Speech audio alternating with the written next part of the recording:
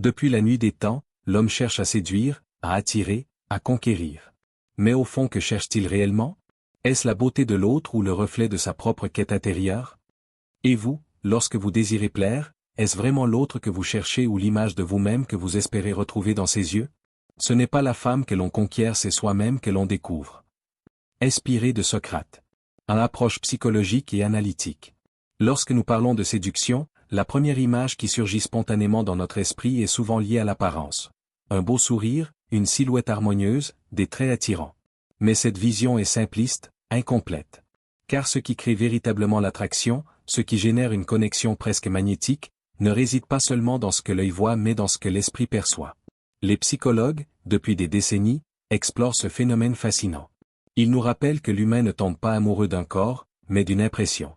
Ce n'est pas seulement la symétrie du visage ou la forme des lèvres qui nous attire, mais la manière dont la personne incarne une énergie, un état d'esprit, une cohérence entre ce qu'elle dit, ce qu'elle fait et ce qu'elle dégage. Pose-toi cette question. Combien de fois as-tu été intrigué ou séduit par quelqu'un qui, objectivement, ne correspondait pas aux standards idéaux de beauté? Et pourtant, quelque chose en cette personne t'a captivé. La perception avant l'apparence. La psychologie sociale a montré que la perception est bien plus décisive que l'apparence brute. Une personne peut être belle selon les critères esthétiques classiques et pourtant paraître froide, inaccessible, voire peu intéressante. Tandis qu'une autre, avec des traits considérés comme ordinaires, peut dégager une chaleur, une vivacité, une énergie qui attire irrésistiblement. Ce phénomène repose sur un principe clé. Le cerveau ne retient pas les visages parfaits, il retient les émotions qu'ils éveillent. Les gens oublieront ce que vous avez dit, oublieront ce que vous avez fait, mais ils n'oublieront jamais ce que vous leur avez fait ressentir. Maya Angelou. La séduction, dans ce sens, n'est pas une affaire de perfection esthétique. C'est une affaire d'impact émotionnel. La confiance, ce moteur invisible. Les psychologues parlent souvent de la confiance comme du socle universel de l'attraction. La confiance ne signifie pas arrogance, ni domination. Elle signifie un alignement intérieur, une certitude tranquille que l'on a de sa propre valeur. Une personne confiante ne cherche pas à prouver qui elle est. Elle incarne naturellement ce qu'elle est. Cette congruence, l'accord entre l'intérieur et l'extérieur, agit comme un signal fort envoyé à l'inconscient des autres. Demande-toi, quand tu entres dans une pièce, est-ce toi qui t'adaptes à l'énergie des autres, ou est-ce ton énergie qui redessine l'atmosphère autour de toi? Car la vérité est là. Celui qui maîtrise sa présence influence son environnement plus vite que celui qui cherche à plaire. Le langage corporel, le miroir de l'âme. Les mots séduisent la raison, mais le corps séduit l'inconscient. Des études montrent que plus de 70% de la communication est non verbale. Cela signifie que ce que nous disons a bien moins de poids que la façon dont nous le disons. Un sourire authentique, un regard stable, une posture ouverte, voilà des armes invisibles mais redoutablement efficaces.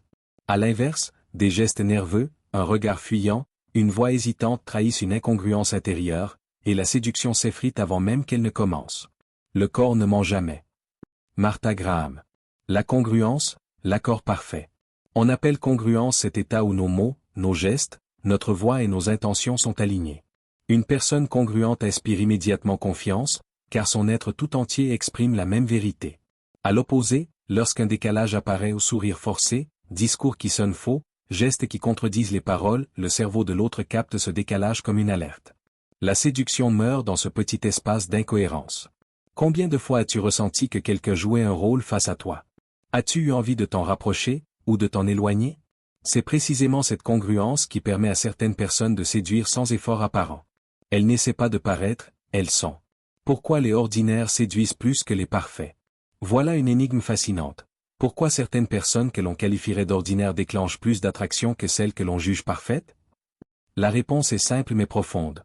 La beauté attire les yeux, mais la cohérence captive l'esprit. La perfection plastique peut impressionner, mais elle intimide ou laisse indifférent si elle n'est pas animée d'une force intérieure. Une personne ordinaire mais vibrante, confiante, sincère, en revanche, crée une connexion authentique. On n'attire pas ce que l'on veut. On attire ce que l'on est. Au Carl Jung. Cette phrase résume tout, la séduction est une projection de soi. Ce n'est pas l'autre que l'on séduit en premier lieu, c'est soi-même que l'on incarne, et ce reflet attire ou repousse. La force intérieure comme catalyseur. Lorsque nous parlons de conquérir rapidement une personne, il ne s'agit pas de techniques manipulatrices, ni de raccourcis artificiels. La vraie rapidité naît de l'intensité d'une présence. Une personne habitée par une énergie claire, qui sait qui elle est et qui ne craint pas d'assumer sa vérité, crée un champ d'attraction immédiat. Et si, au lieu de courir après des stratégies extérieures, tu décidais simplement de cultiver ta propre force intérieure? À quoi ressemblerait alors ta manière d'aimer, d'attirer, de séduire? Deux perspectives philosophiques. Platon nous a laissé une image d'une simplicité bouleversante, celle de l'échelle de la beauté. On commence par admirer la beauté d'un corps, cette première étincelle qui captive nos sens et réveille en nous le désir. Mais si l'on reste prisonnier de ce premier degré, la fascination se fige, s'assèche, devient superficielle. Car la véritable ascension consiste à dépasser cette étape pour contempler la beauté de l'âme, puis, plus haut encore, la beauté des idées et de l'esprit. Pose-toi cette question. Lorsque tu regardes une femme et que tu la trouves belle, est son visage que tu admires, ou bien la lumière invisible qui émane d'elle, cette flamme unique qui ne se voit pas, mais qui se ressent? La première marche, la beauté du corps. La beauté physique est comme une porte d'entrée. Elle attire, elle frappe l'œil, elle séduit immédiatement. C'est une évidence, nous sommes des êtres sensibles aux formes, aux couleurs, à l'harmonie des proportions. Mais cette beauté n'est qu'une invitation. Elle n'est pas une fin en soi. Car ce qui attire les yeux peut se faner, se transformer, disparaître avec le temps. Le danger est de rester enfermé dans cette fascination première, comme si l'éclat d'un visage ou la grâce d'un geste suffisait à combler notre quête intérieure. C'est l'illusion que dénonçait Platon, croire que la beauté visible est la totalité de la beauté. La beauté plaît aux yeux, la douceur charme l'âme. Voltaire. La deuxième marche, la beauté de l'âme. Lorsque l'on ose regarder au-delà de l'apparence, une autre dimension surgit, celle de l'âme. Ici, la beauté n'est plus une affaire de symétrie ou d'harmonie physique, mais d'émotion, de vertu, de vibrations intérieures. Une femme douce, généreuse, authentique, dégage une force magnétique que nulle plastique parfaite ne peut égaler. Cette beauté se perçoit dans les silences partagés, dans l'éclat du rire sincère, dans la façon dont elle se relie aux autres et dont elle embellit le monde par sa simple présence. Et toi, quand tu penses aux femmes qui t'ont le plus marqué, est-ce leur visage que tu vois d'abord, ou les émotions qu'elles ont éveillées en toi? La troisième marche, la beauté des idées. Plus haut encore, Platon nous invite à contempler la beauté des idées. Car l'âme la plus belle s'exprime à travers des pensées, des visions, une sagesse qui transcende les limites du corps et du temps. Une femme dont les idées élèvent, inspirent, éveillent en nous une conscience nouvelle, voilà la beauté ultime.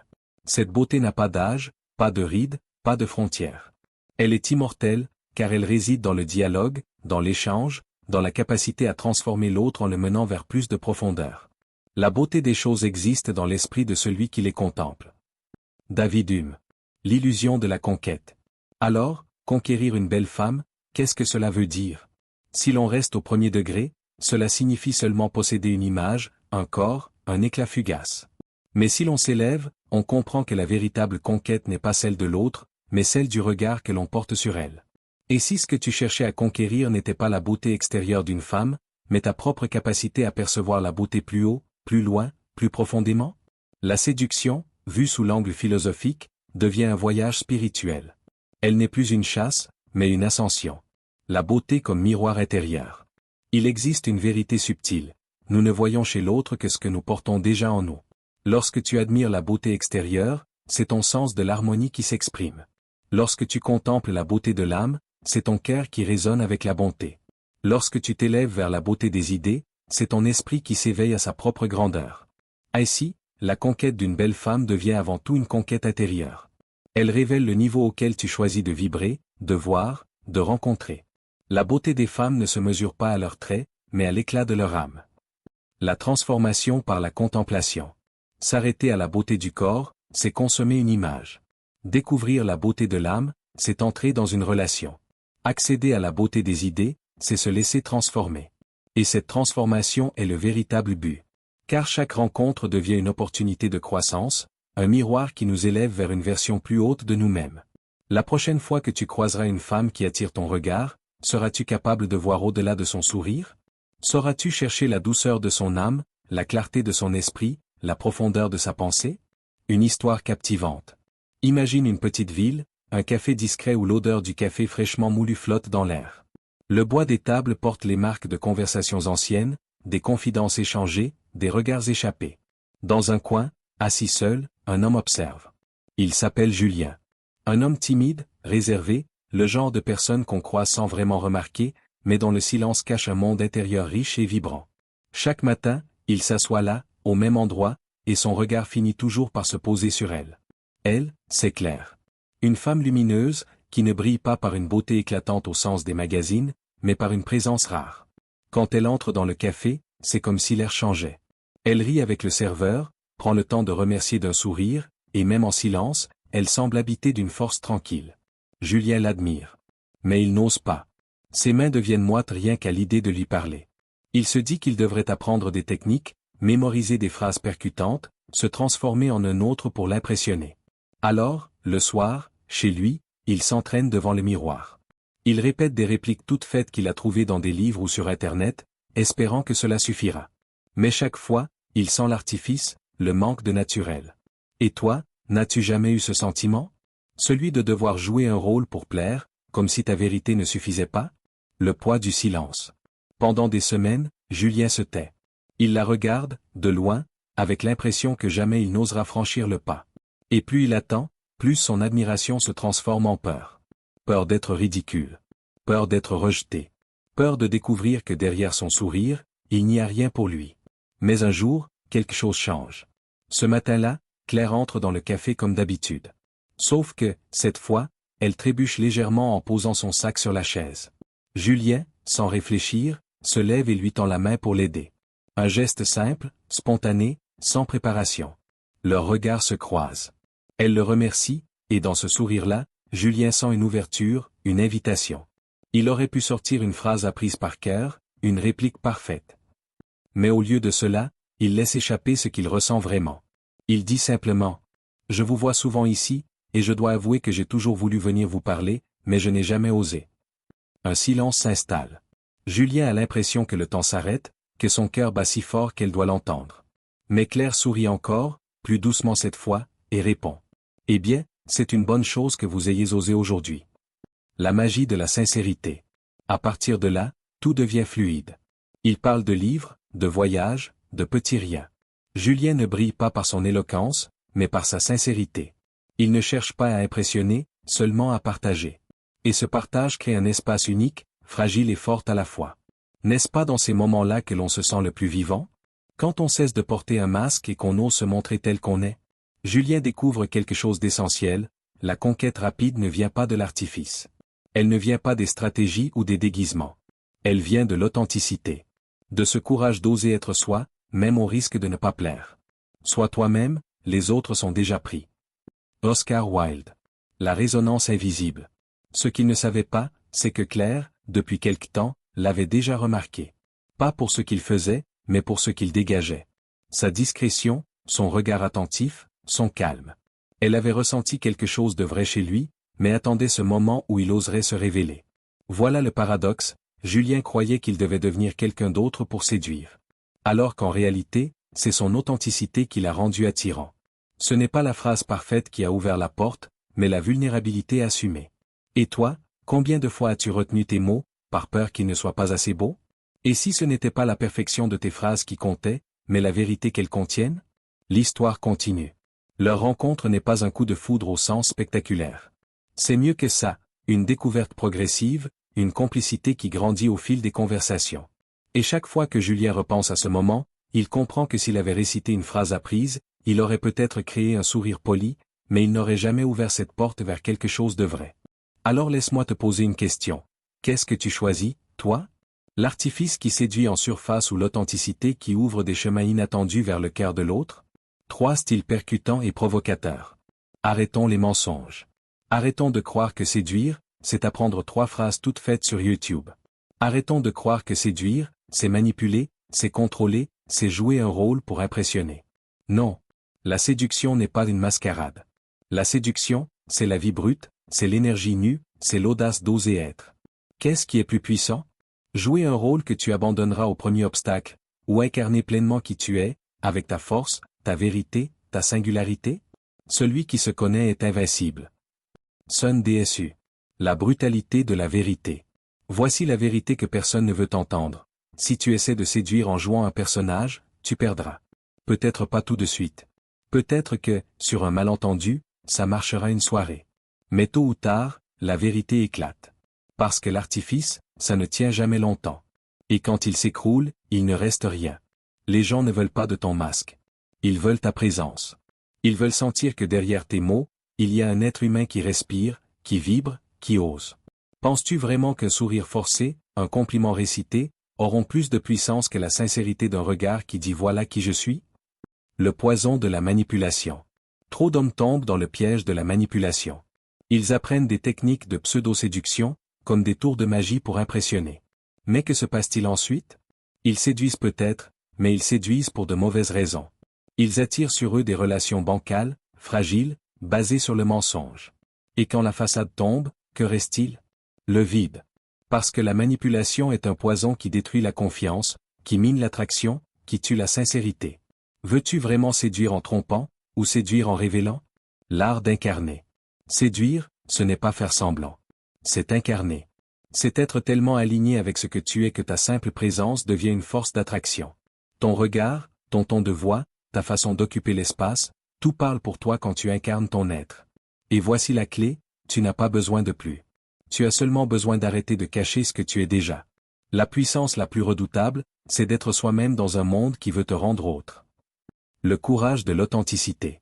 Être authentique, c'est plus difficile que manipuler. Parce que ça demande du courage. Le courage d'être rejeté. Le courage de montrer ses failles. Le courage de dire, voilà, c'est moi. Si ça ne te plaît pas, tant pis. Mais ce paradoxe est magnifique. Ce sont précisément ces failles, cette vulnérabilité assumée, qui attirent. Parce qu'elles disent, je suis vrai. Tu peux me faire confiance. As-tu déjà remarqué que les personnes qui osent être vulnérables attirent plus que celles qui cherchent à paraître parfaites? La rapidité par l'authenticité. On te parle souvent de méthodes rapides pour séduire. Mais il n'y a rien de plus rapide que la vérité. Parce qu'elle coupe court au jeu, aux faux semblants, aux stratégies interminables. La vérité est directe. Elle percute. Elle va droit au cœur. Un je t'ai remarqué et tu m'intrigues dit avec sincérité aura toujours plus de force qu'un discours préparé, creux, sans âme. Pourquoi perdre ton temps à réciter des stratégies, quand ta vérité, assumée, peut toucher en une phrase ce qu'aucune technique ne peut atteindre? Le choix est clair. Tu as deux chemins devant toi. Le premier, devenir un acteur médiocre dans une pièce qui n'est pas la tienne. Porteur un masque, manipuler, jouer, jusqu'à ce que tout s'écroule. Le second, devenir le protagoniste de ta propre histoire. Être vrai, intense, entier. Attirer non pas par ce que tu montres, mais par ce que tu es. Le premier chemin attire rapidement, mais perd tout aussi vite. Le second demande du courage, mais construit quelque chose de solide, d'unique, d'irremplaçable.